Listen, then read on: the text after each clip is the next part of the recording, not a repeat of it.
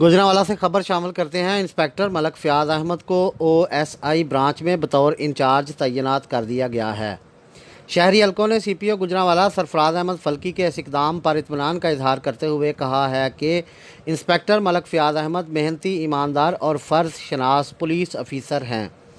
आपको तफसीलात से आगाह करते हुए बताते चलें कि सीपीओ गुजरांवाला ने इंस्पेक्टर मलक फयाज अहमद को ओएसआई ब्रांच में बतौर इंचार्ज तैनात कर दिया है।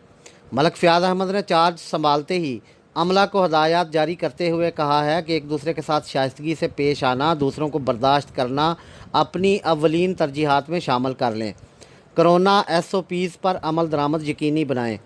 इंस्पेक्टर मलक फयाज अहमद की मुख्तलिफ थानों में तैनाती के दौरान उनके हुस्न सलूक, ईमानदारी और फ़र्ज शनासी को देखते हुए अहालियानी इलाका ने उनकी कारकर्दगी पर मुकम्मल इत्मीनान का इजहार करते हुए कहा है कि इंस्पेक्टर मलक फयाज अहमद नडर, बासूल और मेरिट पर किसी किस्म का कोई समझौता ना करने वाले दबंग पुलिस अफीसर हैं।